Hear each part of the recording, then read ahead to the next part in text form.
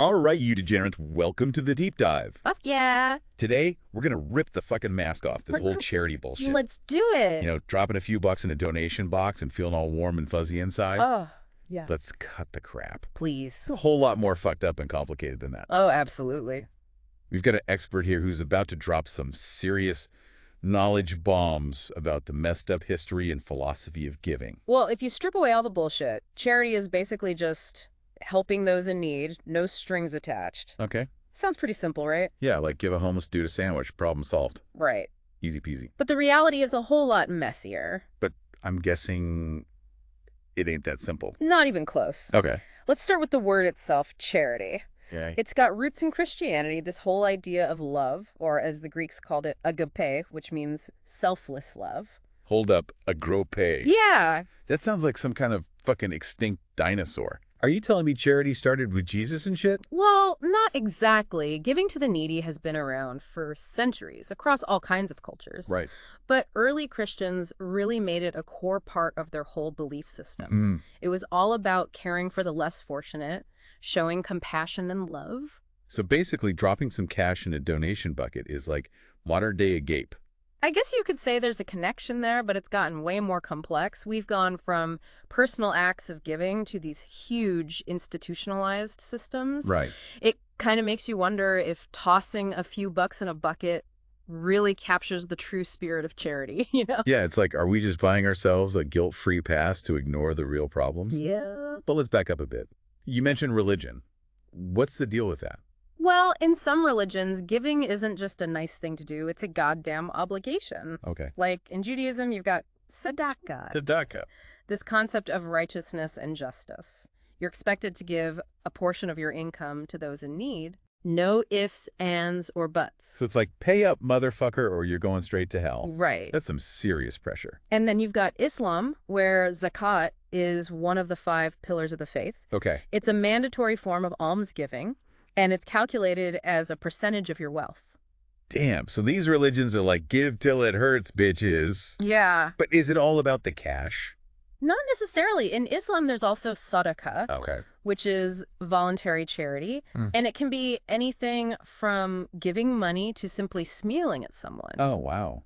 They even say removing a harmful object from the road is a form of sadaqah. Wait, so I get brownie points for not being a total asshole. Yeah. That's my kind of religion. And in Indian religions like Hinduism, Buddhism, and Jainism, they have dana, which is all about generosity and letting go of attachment to material possessions. So basically, all these religions are saying being a greedy fuck is bad karma, so share your shit. Yeah, pretty much. It's fascinating how these ancient traditions view giving as a fundamental part of living a righteous life. Okay, but let's get real. Okay.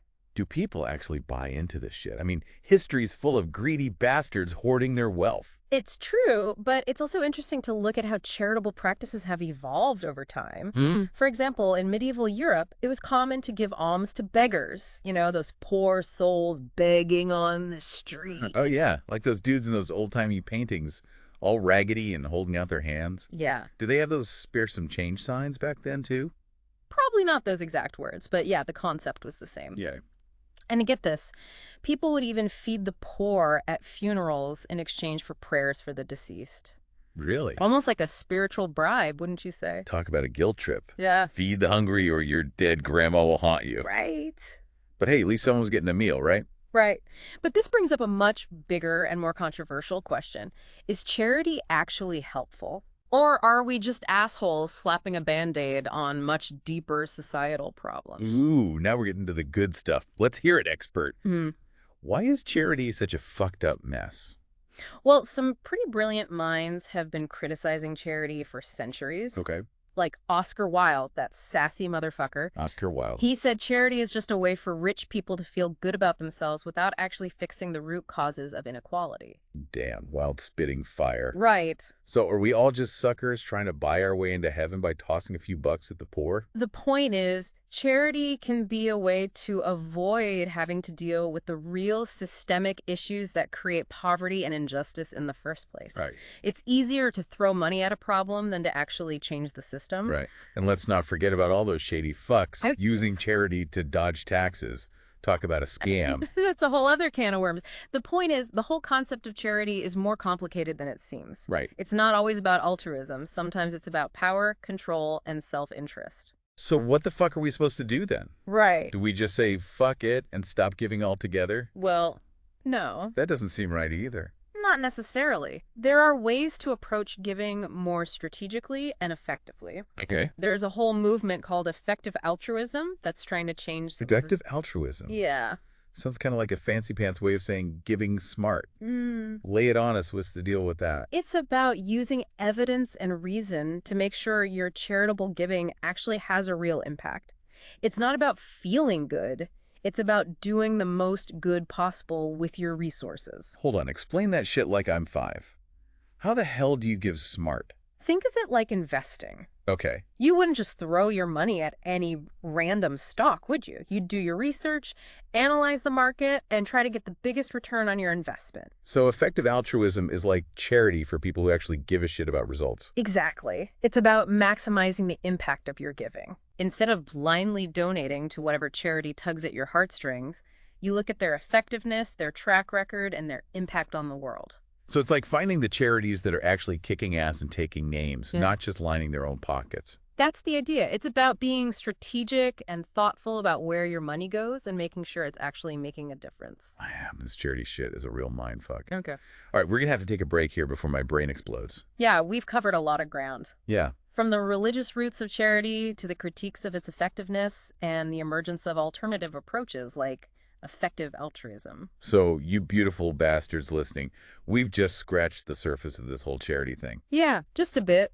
But stay tuned, because in part 2, we're going to dive even deeper into this twisted world and expose some of the scams, scandals, and bullshit that plague the charitable sector. Oh yeah, it gets dark. Trust me, you don't want to miss this shit. All right, so we've established that the world of charity is a bit of a fucking minefield.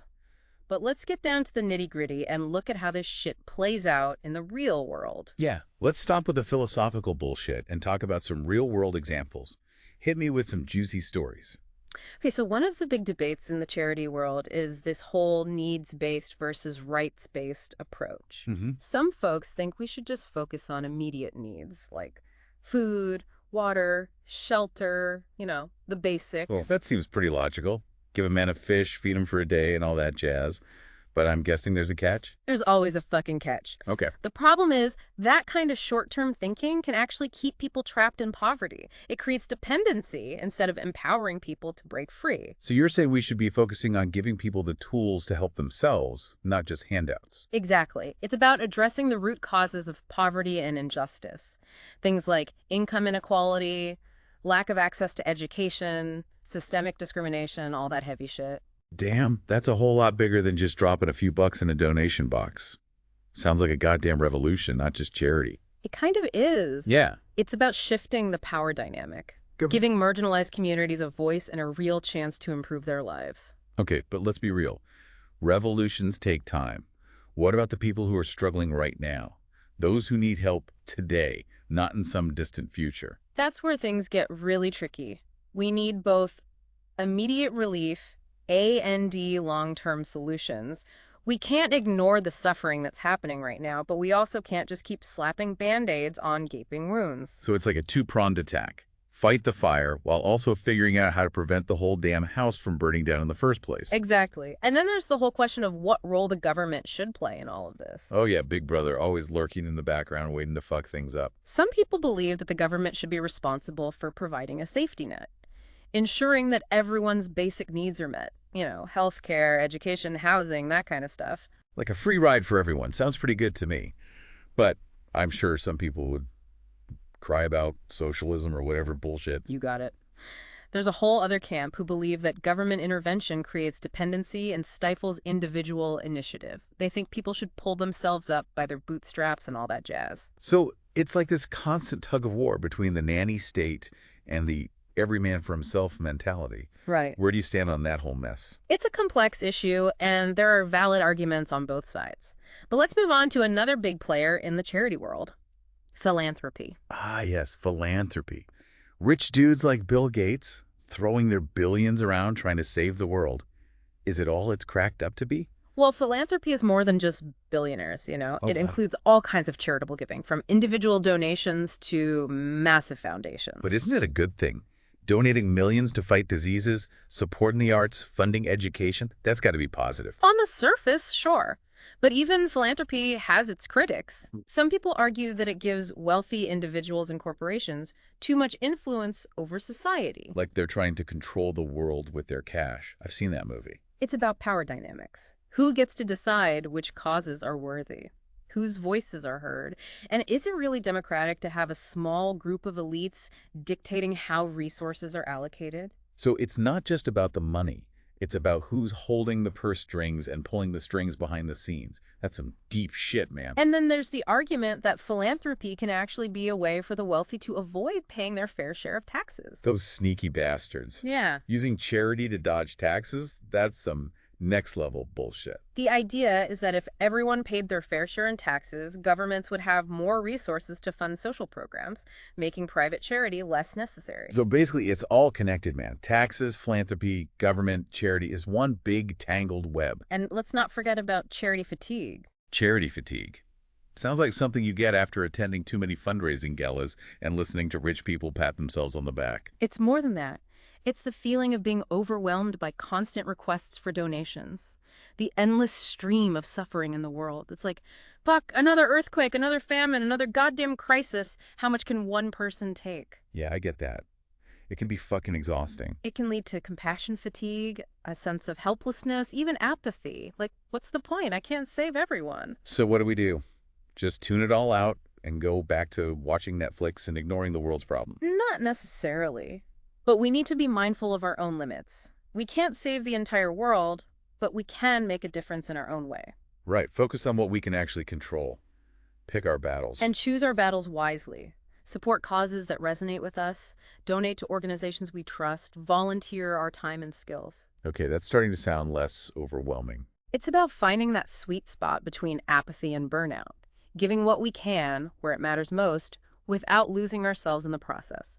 Damn, this whole deep dive has really opened my eyes. Yeah. I'm starting to see charity in a whole new and much more complicated light. Good. The more we understand the complexities, the more effectively we can contribute to making the world a slightly less shitty place. All right, you degenerates, welcome back for the final round of this charity beatdown. We've talked about the good intentions, the philosophical debates, the complexities, but now it's time to expose the truly fucked up shit. The dark underbelly of the charity world. That's right. For all the legitimate charities out there doing good work, there's a whole swamp of scams and scandals lurking beneath the surface. So we're talking about those scumbags who prey on people's generosity, those who exploit good intentions for their own personal gain. Exactly. Charity fraud is a billion-dollar industry, and these con artists are masters of manipulation. They know how to tug at your heartstrings, make you feel like you're making a real difference, all while they're lining their own pockets. Give us the lowdown, expert. What kind of scams are we talking about here? How do these fuckers operate? Well, one common tactic is creating fake charities. They come up with names that sound legitimate, often mimicking real, well-known organizations. So, like, instead of donating to the Red Cross, you accidentally give your cash to the Crimson Relief Fund or some shit. Exactly. And they often use emotional appeals, heart-wrenching stories, fake testimonials, anything to lure in unsuspecting donors. Those manipulative bastards. It's one thing to be greedy, but to prey on people's empathy like that, that's a special kind of evil. Another common scam is disaster fraud. After a major earthquake, hurricane, or some other catastrophe, these vultures swoop in pretending to raise money for the victims. But they just pocket the cash and disappear. Right. Often, yes, they might set up fake websites, social media accounts, even phone banks, all designed to siphon money from well-intentioned people who just want to help. It's disgusting taking advantage of people's generosity in times of crisis. That's about as low as it gets.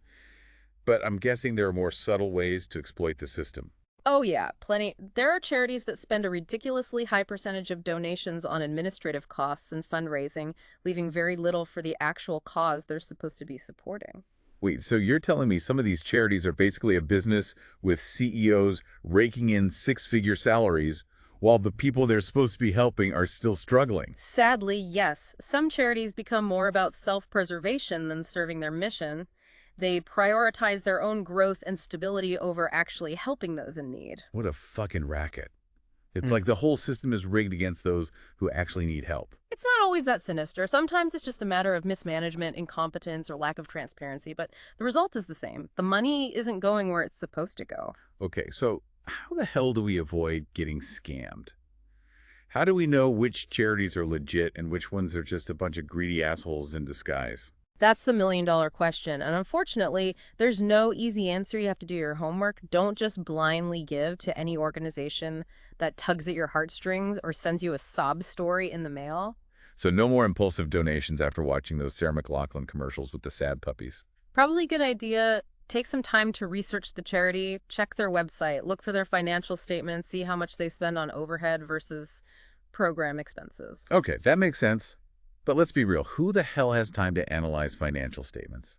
Isn't there an easier way? Thankfully, yes, there are watchdog organizations like Charity Navigator and Charity Watch that do the dirty work for you. They evaluate charities based on transparency, financial health, accountability, all that good stuff. So like the Yelp of charities, rating them based on how legit they are. Exactly. They provide ratings and reports that can help you make informed decisions about where to donate your hard-earned cash. Okay, that's a relief. These are someone out there trying to keep these scammers in check. But at the end of the day, it comes down to personal responsibility, right? Absolutely. We need to be skeptical, ask questions, and do our due diligence before blindly handing over our money. Right. Trust but verify. Don't be a sucker. Exactly. And if something feels off, if a charity's claims seem too good to be true, or if their fundraising tactics feel manipulative, trust your gut, it probably is a scam. Damn, this whole deep dive has been a wild ride. We've gone from the noble origins of charity to the dark depths of scams and corruption. It's enough to make you want to say, fuck it, and just keep your money for yourself. But it's important to remember that charity at its core is still a powerful force for good when done right. It can change lives, empower communities, and make the world a slightly less shitty place. Yeah, that's true. We can't let the bastards win, but we also can't be naive. We need to be smart, informed, and discerning with our giving. Exactly. Choose your causes wisely, support organizations you trust, and don't be afraid to ask tough questions. All right, you beautiful bastards. That's a wrap on our deep dives into the twisted world of charity. We've laughed, we've been pissed off, we've been disgusted, but hopefully we've also learned a thing or two. Remember, charity is more than just throwing money at problems. It's about being part of the solution, about making a real difference in the world. So next time you're feeling generous, don't just reach for your wallet. Reach for your brain, do your research, and make sure your giving is actually making a goddamn impact. Stay informed, stay skeptical, and don't let the bastards grind you down. And that's it for this episode of The Deep Dive, you magnificent fucks.